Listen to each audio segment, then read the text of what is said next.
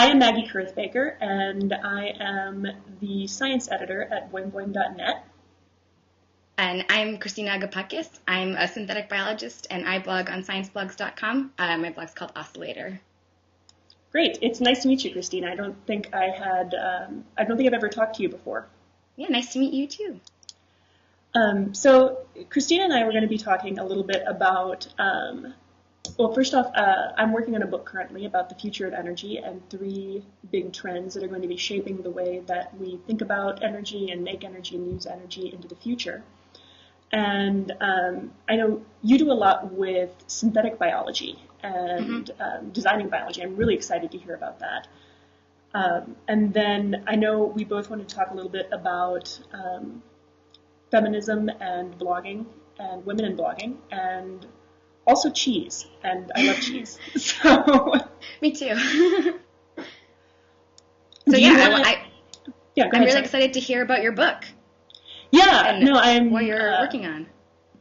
I'm kind of right at the end right now of finishing up the first draft, which is due at the end of the month. And it's been a really, really interesting process. Because I started out writing this book because my husband is an energy analyst, and he would come home talking about all of this stuff that he knew and that he assumed the general public knew and that they just don't. And so what I'm kind of trying to do is get some of these concepts that we kind of refer to and talk about but don't actually explain, kind of out there and explained. At least that's a general idea.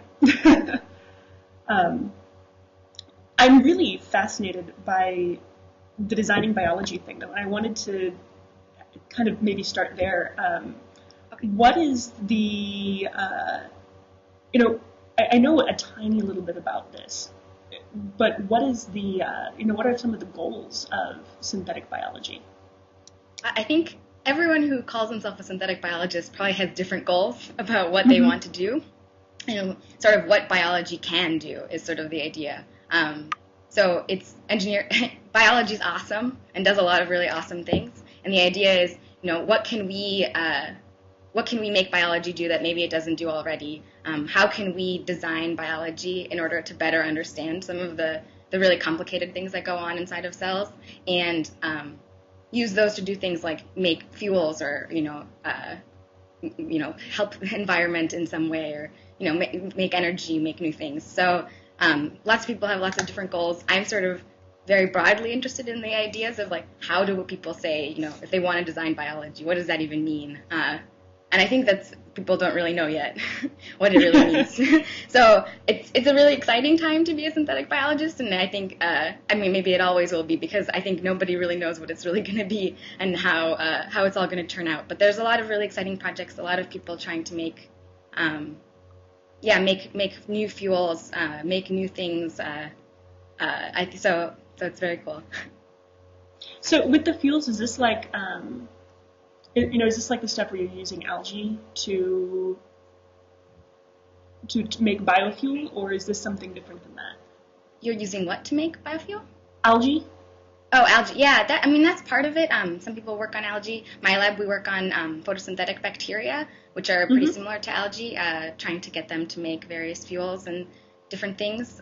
So I think that's definitely one part. Other people try and use yeast or E. coli, have them break down things like cellulose, so you can use waste from farming, that things that people can't eat, but you can make the bacteria eat them and make them produce fuel that's a little bit more carbon neutral. At least that's the goal. Cool.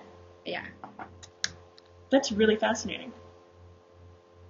I think I had, I'm not sure if it really falls under synthetic biology, because it's more about finding bacteria that already exist in nature and multiplying them and using them in different applications. But I had talked to some researchers at the University of Minnesota who had gone to the site of this massive fertilizer spill in South Dakota, I think, and they had found at this site this bacteria that had evolved to digest, I think, atrazine. if I'm recalling correctly. And so now they're using that as a way to make these filters for water treatment facilities to get atrazine out of water supplies, because these bacteria just evolved to eat it. And so now you can kind of take them from one application to another. Yeah, I think that could be synthetic biology, like, bringing organisms that do one thing and bringing them into a new context to do something useful. I think that for me, that counts, even though there's no genetic engineering involved necessarily. But I think that kind of stuff is really interesting. I was learning about a bacteria that lives in old copper mines and can eat the iron ore, and then and actually gets the energy from the iron and and oxygen in the air, and then produces sulfuric acid, so they can survive in like a 0 pH environment, essentially, in sulfuric acid, eating iron. And so I think that's pretty amazing. But another amazing thing about them is that they only can do it in the context of a community of other microbes that help them doing other things, living in this horrible acidic place. So I think that, there's a lot of really cool bacteria that do really cool things, and sort of learning about all of that diversity and sort of understanding it and being able to use it in different contexts, I think is really important for biological engineering and for a lot of other things. So yeah, that's really cool. I didn't know about the fertilizer bacteria. That's really cool. That's really fascinating to me, the idea that it can live in this environment, but only if it has all these other things that live in that environment with it. Yeah. Am I understanding that correctly? That's really, really cool. Yeah, it can't grow by itself. That's by itself it won't grow at all. So it needs to have this other community of, I think the number that I heard was 6 or 10 different species of bacteria that are living with it that can help it do different things with it. People don't really know the details of it all, so it's pretty cool. That's fascinating. I'm assuming that's what you're talking about when you're talking about like symbiosis and microbial ecology. Yeah, that's definitely part. So in the environment, bacteria don't live on their own. They live in really complex communities. Most of the bacteria in the world won't grow by themselves at all, and we can't grow them in the lab on their own. So there's a lot that we don't understand about how these bacteria work, because we can't grow them in the lab, and we can't sort of see them on their own. And it's really hard to figure out what's going on when they're all working together. So that's, and I think it's really, really important in nature, and I think something that's starting to become more and more important in engineering and biology. So I think it's really cool. Yeah, that reminds me of, one of the things that my book is talking about is the decentralization of energy, and starting to make energy more locally than what we make it today, and using these resources that you have in a local way. And one of the things that came up in the research on that was, changing the way that we think about biofuels. Mm-hmm. Because, we have today this whole thing of, you have the monoculture, you have the corn, you grow the corn to make the ethanol. But there's a lot of evidence that it's not as low carbon as we think it is. And absolutely. Though nobody's really clear exactly how not low carbon it is, there's kind of a lot of debate about that. But there are people like David Tillman at the University of Minnesota who are doing research with locally developed biofuels. So basically using mixes of different plants that are native to the specific places that you're growing them. So then they need fewer inputs, and they support each other. And then you get something that produces a lot of energy for much, much, much, much, much less energy in. I don't remember the exact ratio that he was saying, but it was really impressive. I mean, you could just get such big changes just by, in Minnesota growing a mixture of these legumes and prairie grasses and having all of this stuff together in one place.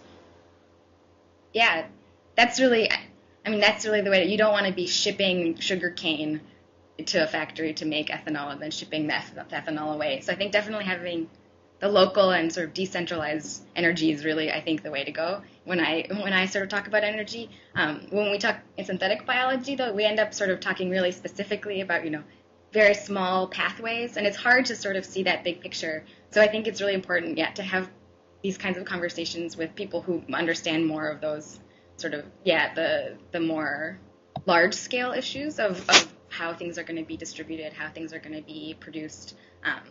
Because I think about very, very, very small things. So I think that's really interesting and really important. Yeah. Having different sources and different things depending on the environment that you're in. Yeah, I mean, I think that there seems to be like a lot of stuff that, just in a lot of different fields that I've run into recently, where that concept of symbiosis is sort of kind of coming together of, we've done for so long this process of trying to take like one thing out of nature and study that separately. And there seems to be a lot of different fields now that are sort of angling back into something different of, trying to study these systems rather than individual pieces of the system. Yeah, definitely. I mean, I think one thing that I've been reading about a lot more is symbiosis and evolution. So I think, when people talk about evolution and think about evolution, you think sort of survival of the fittest, individuals on their own making it and surviving. But that's really not the way that things are in nature. There's bacteria work together, people work together, there's a lot of symbiosis in a lot of different ways that drive evolution in a lot of ways. So, I mean, even our cells have mitochondria, and those mitochondria are bacteria that, started living inside of a larger cell billions of years ago. And then that drives this huge change in evolution. So it's not about, it doesn't have to be about individuals, although that's, that's part of it. And, there's conflict and there's negative symbiosis too, where people, they're living together, but they're kind of in conflict. But I think there's a lot of cooperation and a lot of interactions that are very positive in nature too, that we're starting to understand better and realize the importance of them. Yeah. And I may be jumping topics, possibly a little bit too much, but that kind of reminds me of, I have this tendency to have like tiny little things then remind me of something else that's only vaguely related. It also kind of reminds me of some of the stuff that I found out while working on my book about how we're trying to study global economy concepts and how we're trying to model some of these big systems. And it comes up in, so, one of the big three trends that I have found in terms of, what's going to affect the future of energy is this issue of the rebound effect in energy efficiency. I'm not really familiar with that. Can you explain that? Absolutely. Yeah. So what's going on there is that energy efficiency is basically this idea that, we can do more with less. We can, have a car that can drive the same number of miles but do it on less fuel. And the rebound effect in a nutshell is that there is this tendency, because that makes, because when you use less fuel and you get the same amount of work, you kind of have this incentive to then do more work and use the same amount of fuel that you used before. So, for example, if you buy a Prius, but because you own a Prius, you stop worrying so much about how much you're driving, and you maybe drive more than you did before and are using the same amount of fuel that you used in your old car, even though you're getting better mileage per gallon. And there's really good evidence that this operates on both these kind of direct scales, with like the Prius and driving directly kind of relating to that, but also on these indirect scales. So, which would be more of a kind of vast interconnected symbiosis thing where the state of New Jersey replaces all of its light bulbs in its public buildings with CFLs. And then the extra money that they've saved flows back into the economy and ends up getting used, that money ends up getting used somewhere to increase production at a factory that then ends up using more energy and producing more carbon dioxide. That's really interesting. Yeah, and it's really, really complicated. And, there's, I mean, there's, I think, a lot of, there's a lot of it's only something that people have really been trying to study empirically for maybe 15 or 20 years, even though the idea goes back to the late 1800s. So we don't really know at this point how big of an impact. There are some people who think that any energy efficiency measures you take are inevitably going to be, all that energy is eventually going to be used again. Just completely, you can't really make much of a difference. That's so pessimistic. It is pessimistic. It is pessimistic. But when you actually start, when you start looking at what we do know, you can understand how to get to that pessimism. But at the same time, there are other people that are finding that it's not always that bad, but it's still, there's still a really good chance that we're not getting the kind of energy savings we think we're getting. And what's really interesting to me about that is that it kind of ends up meaning that you can't just rely on energy efficiency to reduce our carbon footprint. You have to have that generation aspect. Some of the researchers that I've talked to have this idea that, if you tied in efficiency gains with some kind of, tied that into a carbon tax, and then the two things sort of work together. So you increase efficiency by 3%, and carbon is then 3% more expensive the next year. And the money from that then gets rolled into generation. Then you could kind of offset the problems of the rebound effect, but it's just a really fascinating thing and a really hard thing to study.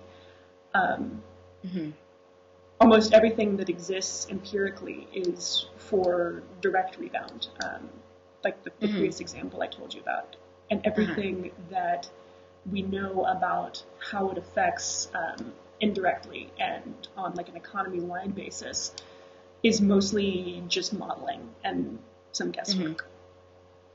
That's hard. And then if you're trying to make policies based on those models, right? Yeah, that can be really hard. Yeah. And it's, you know that there is no way you can ever take everything into account.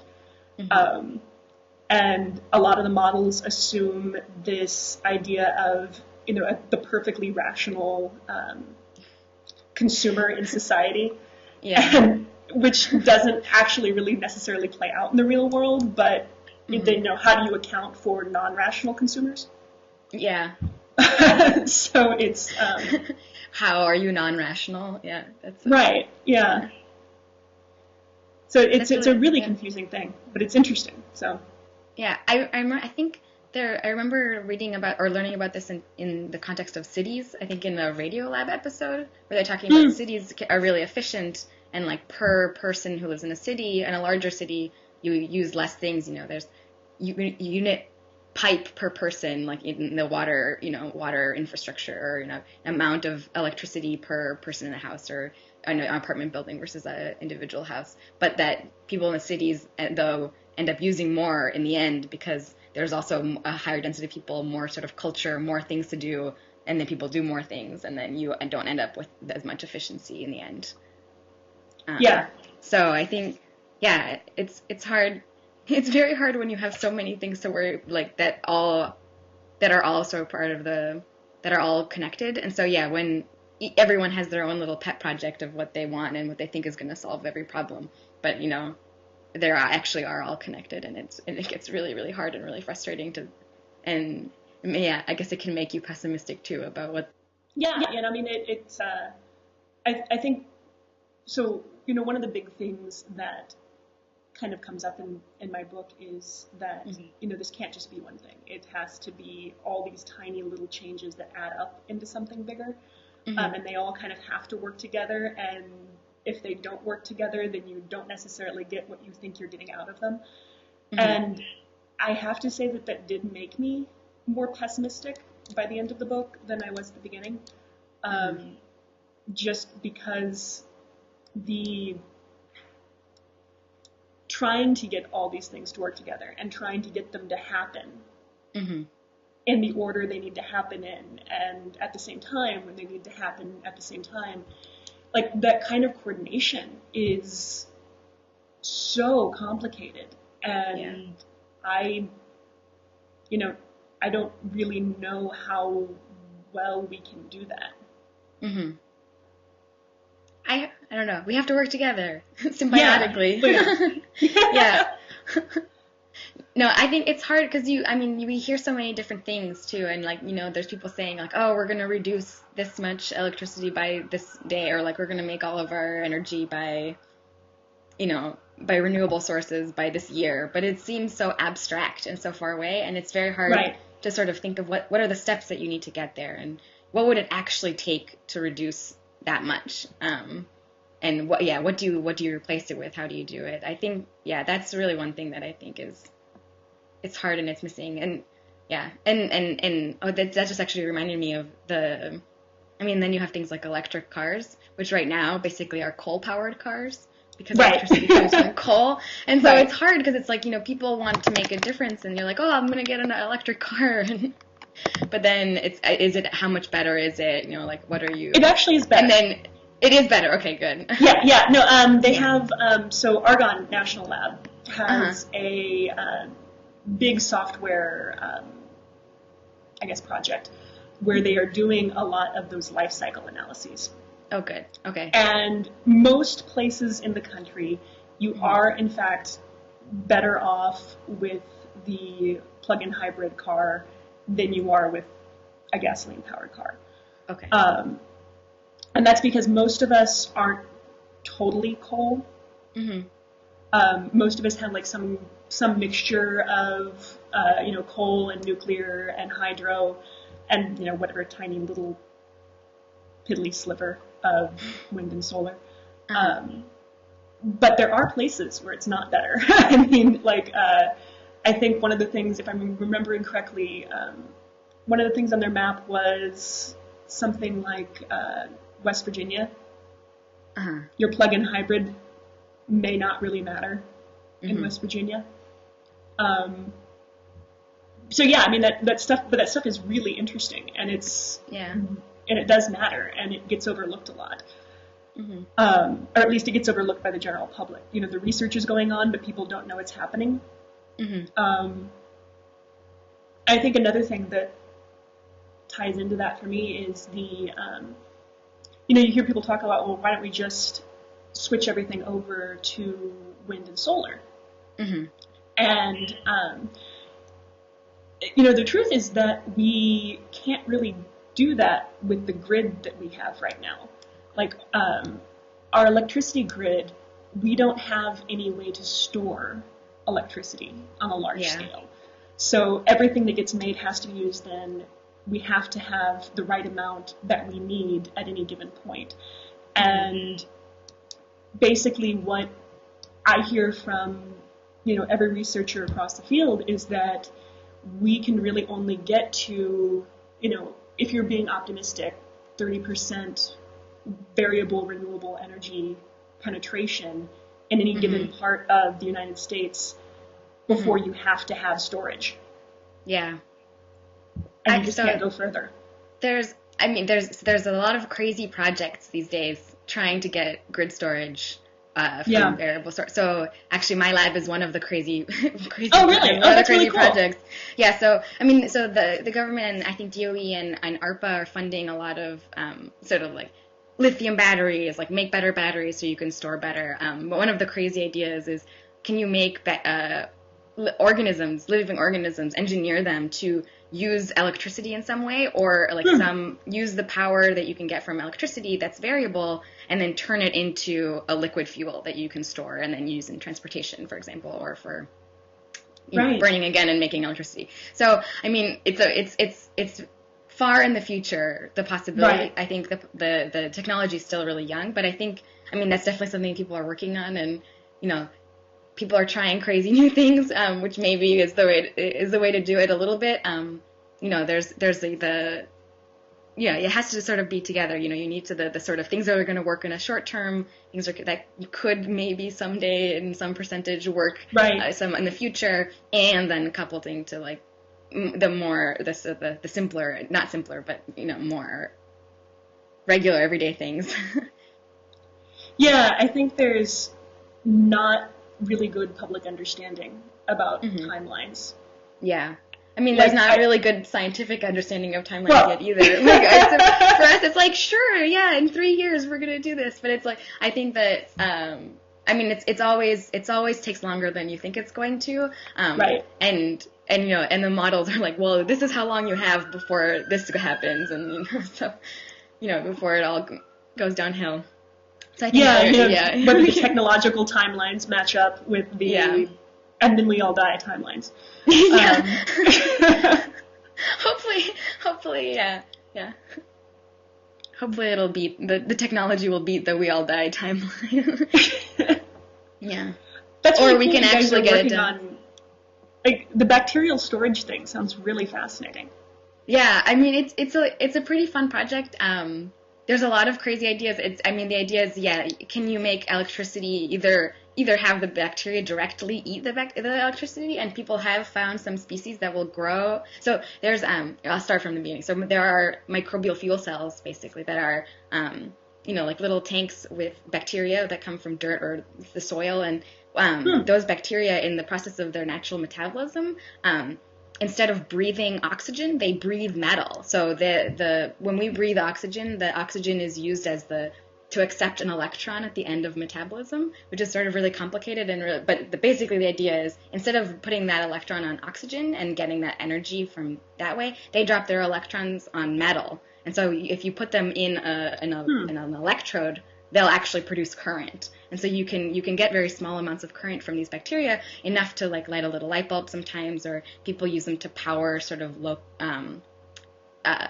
power small like scientific measurement things, like you have something underwater for a long time, you have a battery, you can put the bacteria and they'll make enough power to run your system to make your measurements, but not much more to like make a lot of energy yet. But so there are bacteria that people found that were living on the other electrode, the one that's producing electricity instead of the one that's accepting the electricity. And they're like, oh, this is terrible. Like, we're going to bleach this.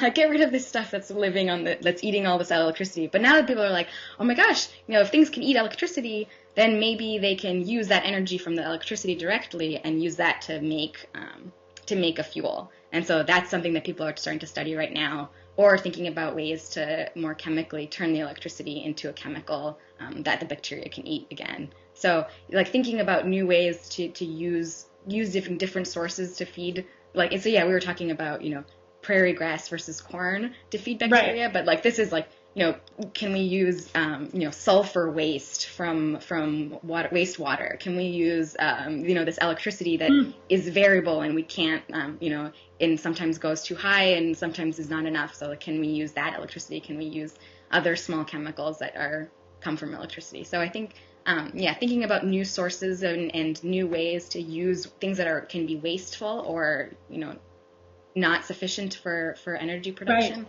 Yeah, can we have biology help us do that? I think that's something that has a lot of potential right now. Oh, that's fascinating.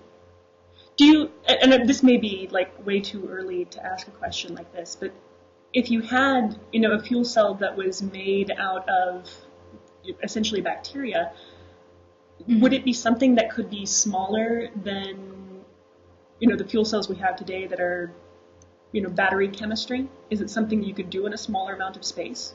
So the thing is, like, it doesn't produce a lot of electricity, and I think right now it's like, milliwatts per square meter of, I don't know if that's real numbers. So it's really like per square meter of electrode. So it's not as efficient, but I mean, we definitely have thought about, can you make nano bacterial fuel cells, microbial fuel cells, and where could you put those? Like, what could you power with something like that?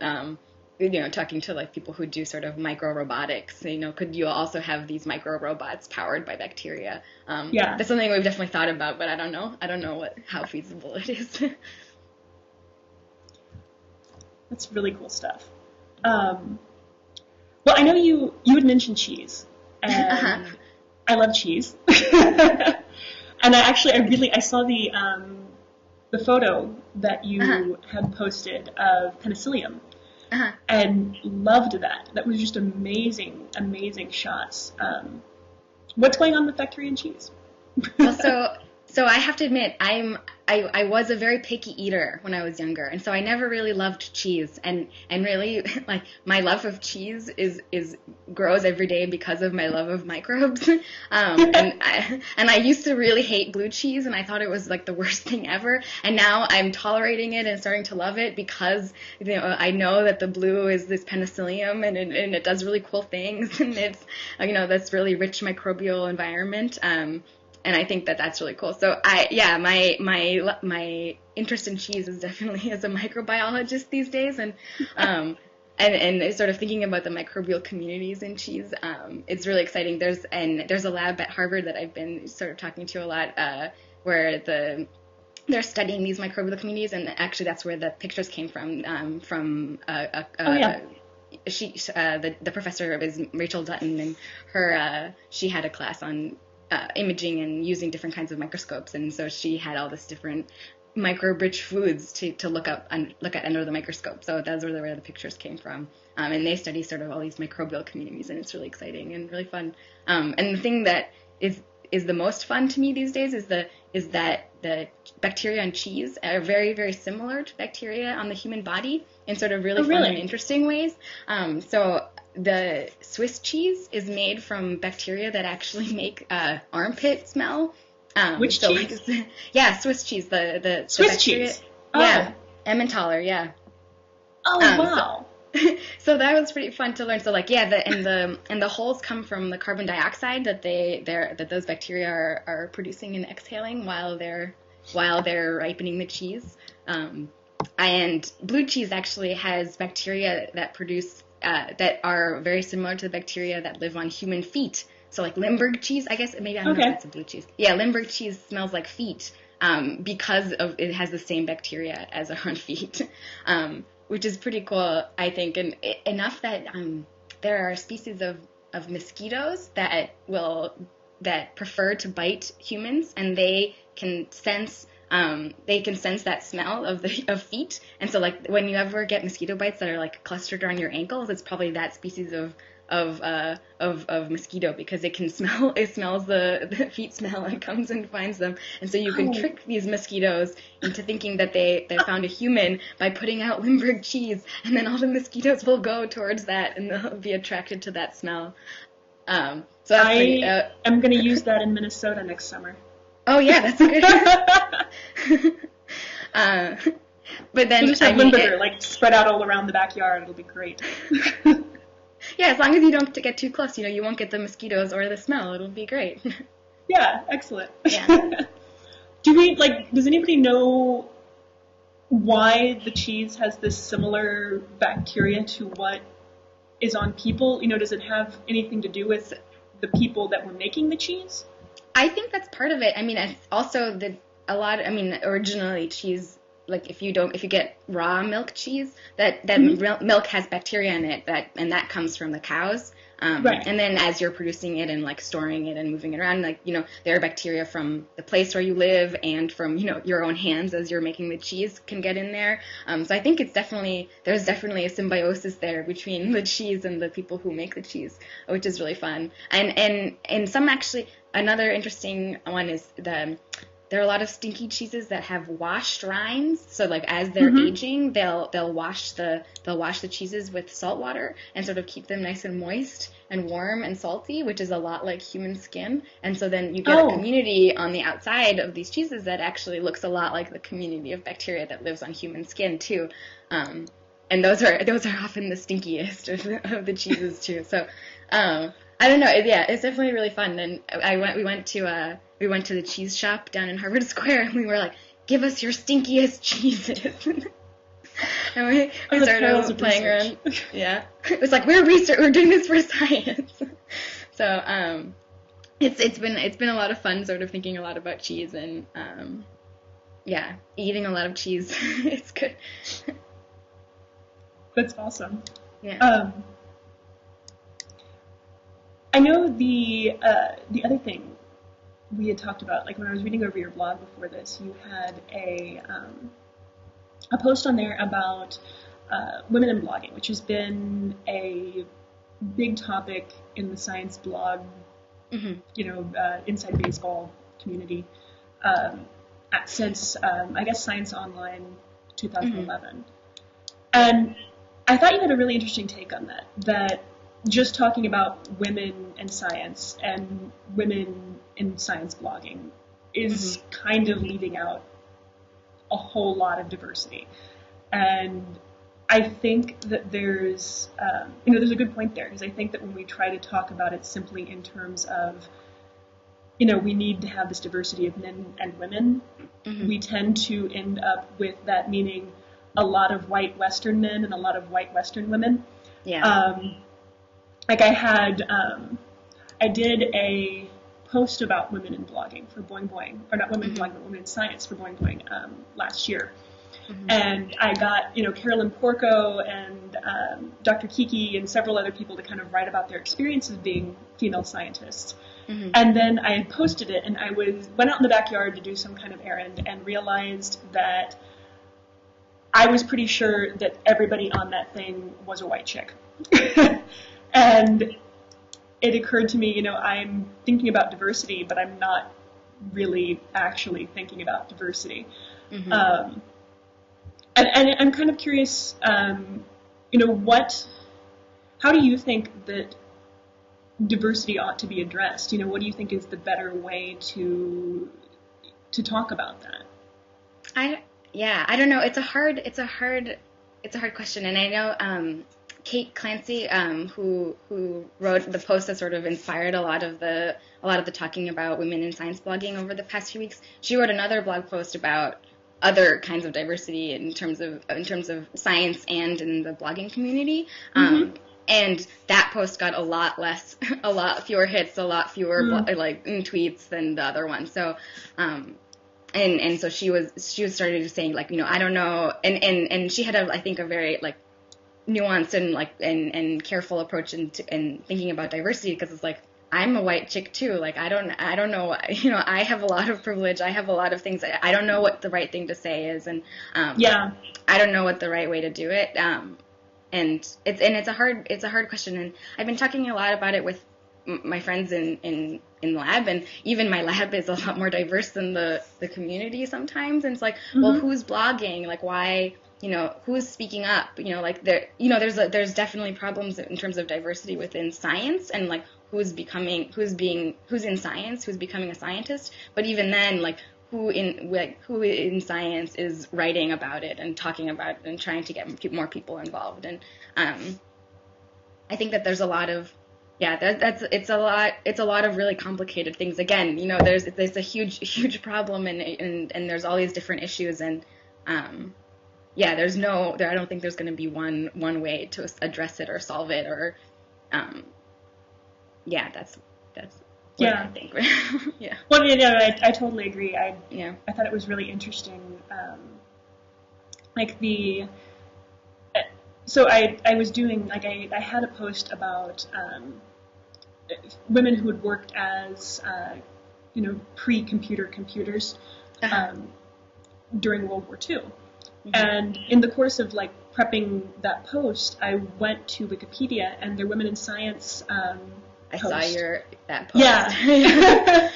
And, when I found this Wikipedia entry, there were, the section on women in science from World War II to the present had, 6 names. And since then, since I posted about that, it's grown exponentially. It actually looks way more representative of women's impact on science since World War II. But it's still separated into United States, Europe, the rest of the world. And under the rest of the world, all but one is Australian. So it's still this, Should be Commonwealth.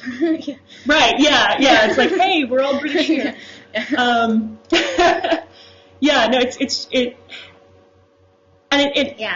lot of people, a lot of the commenters I know, question whether that mattered, and I think it does, though, because you think about somewhere there's a high school student who's been assigned to go find a scientist to write about, and they get to this page and they see that, and they assume that women in India and Japan and Africa and South America, they haven't had an impact.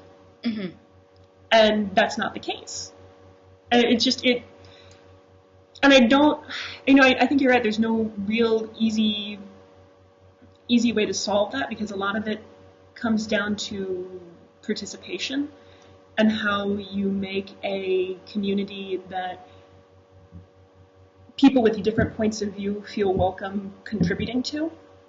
I mean, that's, I think, the first step that we can take. I mean, you mentioned commenters, and I admire your resilience in the face of mean commenters, because for me, I can't deal with it. It makes me really upset. And it makes me really upset when I see blog posts or newspaper articles about like, oh, there's no more discrimination left in science. Like, any differences in, like minority involvement or women involved in science is because these groups are inherently dumber. And like, and that can be like a scientific way of talking, and like a scientific approach is insane. And like, that's discrimination. Like when there are blog posts and, that are saying things like, yeah, women just are not as good at math, and that's why you can't be a physics professor. It's like, it's crazy. I think it's completely insane that people say this as scientists, like discussing science, because it's not good science to say that. Well, no, like having it's not good science, to not address like the social aspects of all of those things that are going on, and that's my biggest pet peeve. Well, it shows up in like studies too. Like when you, I can't remember what the term for this is, but when you do, like there's a significant difference in like math scores if you take a minority population, whether that's African Americans or whether that's women, and tell them, you can't do this, and then give them the test, or whether you tell them about like role models that. People who are similar to them who have done really well in this field, and then give them the test. And when you do the later, they don't score any differently than white boys. Yeah. That's called stereotype threat. Yeah. And it shows up not only in terms of math and that kind of thing, it shows up even when they test things about like empathy or women stuff, and they usually boys do worse on those tests because they grow up in a world that says that boys aren't empathetic or like not good at words or woman stuff. And then then if you prime people by saying like there's no difference between men and women in this test, but then the questions are exactly the same, versus saying women typically show higher amounts of empathy, like then they're equal if you don't have that. So I think that's really, really, really interesting. I'm reading right now the Cordelia Fine's book called Delusions of Gender, and it sort of goes through a lot of those studies in terms of stereotype threat, but then also goes through like all of the really contradictory research that people have done about like, this is what women's brains are like, this is what men's brains are like, this is what estrogen does, and this is what testosterone does. And there's like every study will have a different answer, but there's a lot of people who are very convinced that there is a difference between the brains that are significant and reinforce traditional boundaries between men and women. So I mean, and I think that that's something that you end up seeing a lot in scientific communities, and I know that it's changing and getting better, but I see it a lot in the blogs still, that as if like, obviously this is the way it is, and so it's going to be like this forever, so don't worry about it. Yeah, I mean it's the sort of common sense, which hardly ever actually is. It's that response. And I mean but it's also it's the dumb response. It's the we don't have to look at this. It's every bit as anti-science as something like climate change skepticism. It's we don't have to study this. That these aren't. That this isn't a problem. That this is the difference. I mean, and then you have a lot of people sort of complaining about, like, if Yeah, I don't even know. I don't want to get into it too much because I know I'm anticipating the comments. Oh, yeah, you can't be scared of that stuff. You know, I think one of the things that I really, really like about Boing Boing is that we have moderators who are some of the most awesome feminist men I have ever had the pleasure of meeting, and they are really, really good about kind of, you know, I don't know, protecting a little bit and keeping the conversation in a way that is useful. Because dissent is fine. Like, let's have an argument, but let's not have an argument that is, essentially boils down to shut up and make me some pie. And keeping those comments out is what they do a really, really good job of. That's good. I'm kind of curious how, I wasn't able to go to Science Online this year. I missed it too. Yeah. And that session on women in blogging sounded really interesting, and I was kind of curious, what your experiences have been as a female scientist doing science blogging under your own name.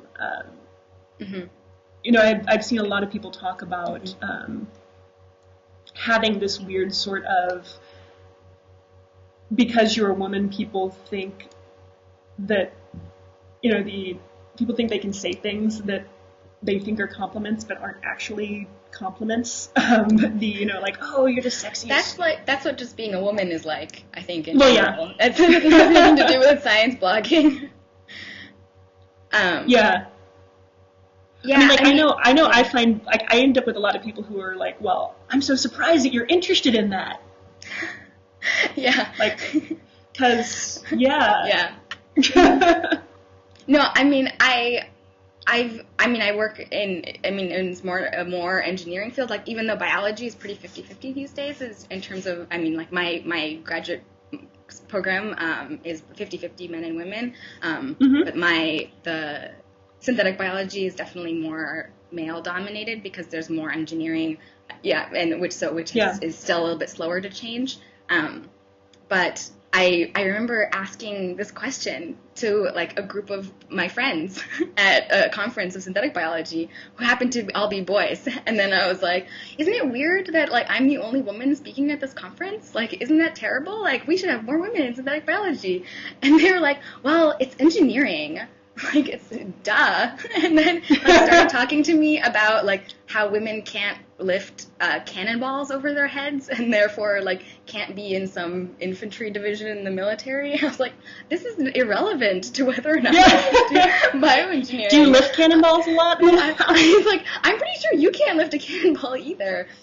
So I think, like, I see definitely the internet is sort of as an extension of the real world. Like, I do get a lot of things like that, and there's all sorts of crappy things online and crappy people in the real world, and I don't know. I think I've gotten creepy comments, and it's like, that's not appropriate. You shouldn't do that. And then the biggest problem though for me has been seeing articles written by men talking about what women are like, or even the stuff that's like, this is what animal sex is like, and the duck rape is interesting, and you're like, oh, like, that affects how people think about gender and how people think about sex, and I think that those are, like, I don't think that it's a particularly nuanced discussion online, and it's difficult to try and have those conversations online without being labeled unscientific. Right. Especially as a woman, I think. If I say something like, oh, like, let's talk about stereotypes that, like, here are the graphs that show this happening, then I get, like, it's like, oh, this is so unscientific. Like, you're taking your personal issues out and like, twisting it around. So I think that's been the biggest, I think the most difficult thing for me as a woman blogging. In science, like, I don't feel like I've had any. I've had many wonderful opportunities, and I've been very, very lucky with everything. So even though there's not that many women in synthetic biology, I know that it's changing. I know that there are a lot of really, really smart and talented women in my lab, and my boss is a woman too, and I think that there's a lot of.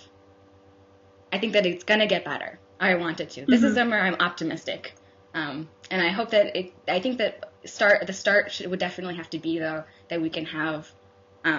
Conversations about why talking about gender and talking about what people think about it and how it changes over time, and it's not a fixed category in any sense, and this isn't what women are like all the time because these are social categories, and how do those change, and you can talk about that in a way that I think is really scientific and takes into account a lot of really important things about the world and about society and about people and bodies, and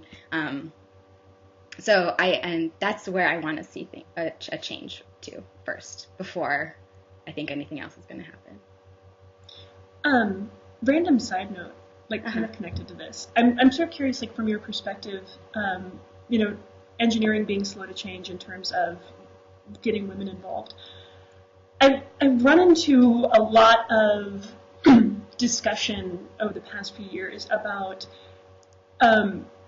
engineering being the most conservative science, and not conservative in the concept of politically, not left or right or anything like that, but more talking about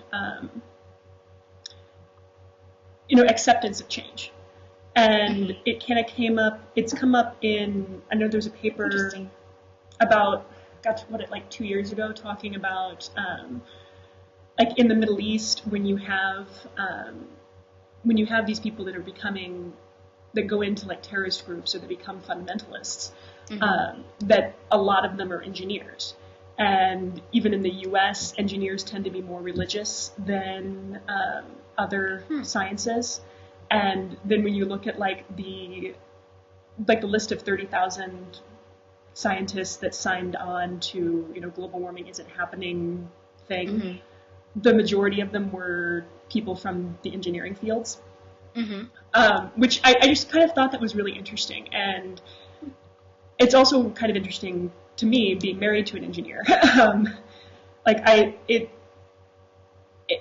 kind of curious, and I don't really know whether there's much more you can do than speculate, but I'm interested in what the psychological profile, who goes into these different fields, and whether it's drawing a group of people that already exist, or whether there's something about this field that kind of makes people think a certain way. I don't know.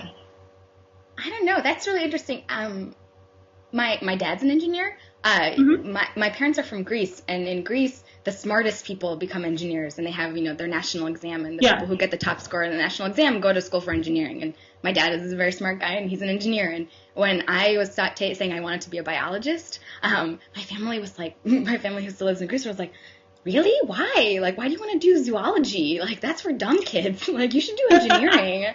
And so I think that I imagine that it's different in different cultures, and different cultures value different statuses of different jobs are going to be different, and that can play a role, I think, in who decides to be an engineer or what an engineer is. I don't know. I guess I haven't.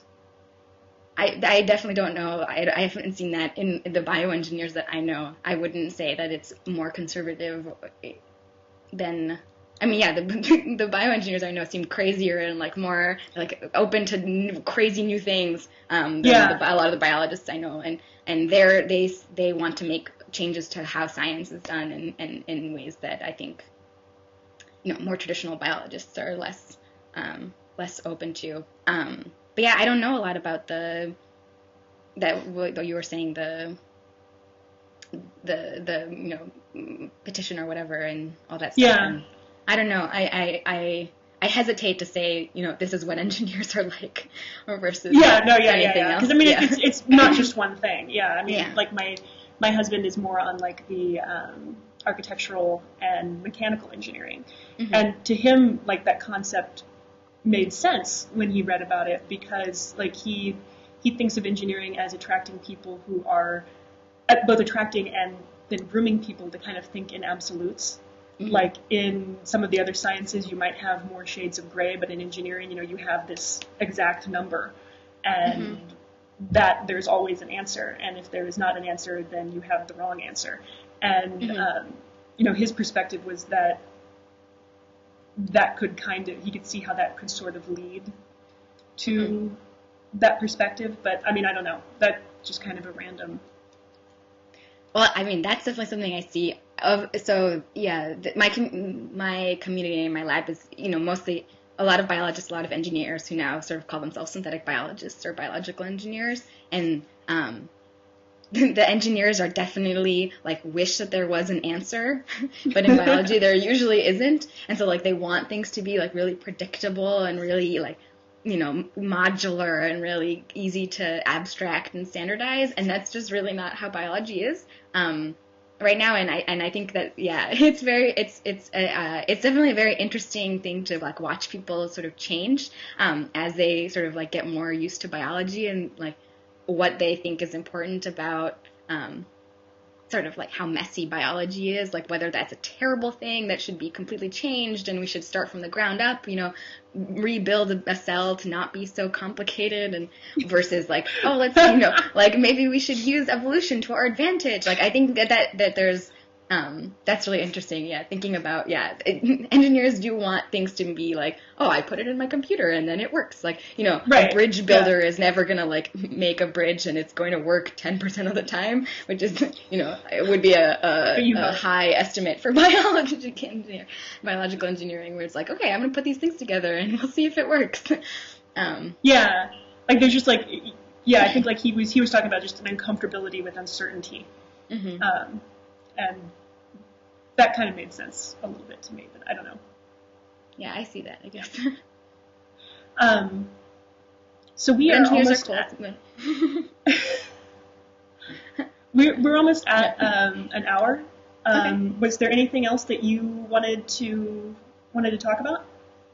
Oh, I don't know. I think you said you wanted to talk about cephalopods, or what?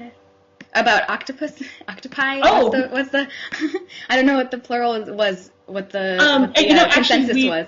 It actually turns out that all three are correct. Oh, good. Okay, good. Yeah. Octopus is correct. Octopi is correct, and so is octopodes. Interesting. Which I completely mispronounced until I saw the Merriam-Webster video on it. I was pronouncing it octopodes. It looks like octopodes. It's true. It looks like octopodes.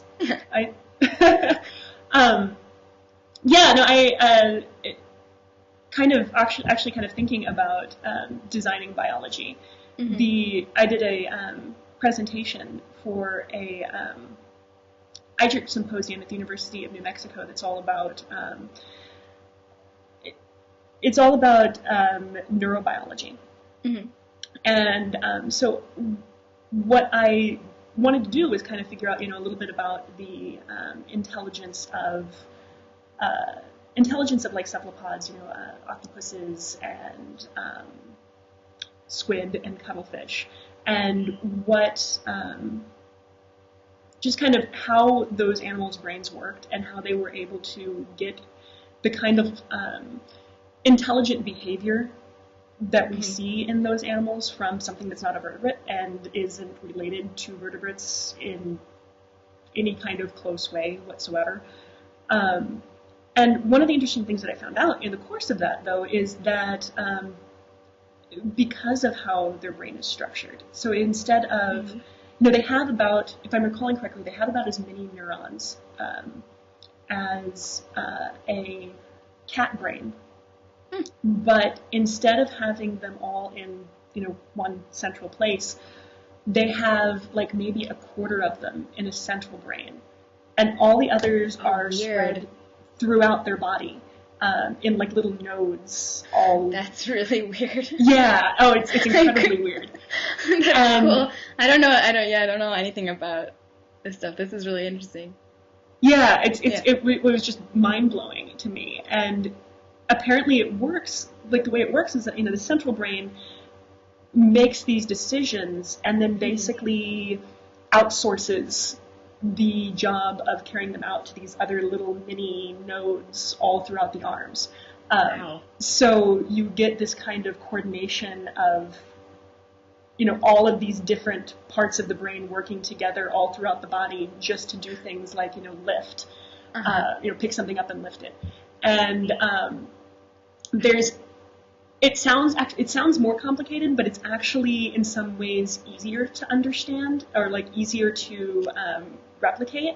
So there are researchers working on using octopus brains as a model for robotics, and basically setting up these robotic arms that have, a central processor, but then also these other processors all throughout the arm, and using that octopus model to create something that can do some AI and do some thinking on its own, which is that just is so incredibly cool. Yeah. Wow.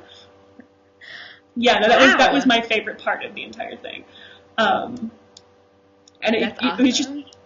it's just so fascinating. That and the fact that their brain is wrapped around their esophagus. Really? Which seems, yeah, it seems inconvenient. I think of all the times that I've swallowed something wrong, and it just makes me nervous. It would hit you in the brain.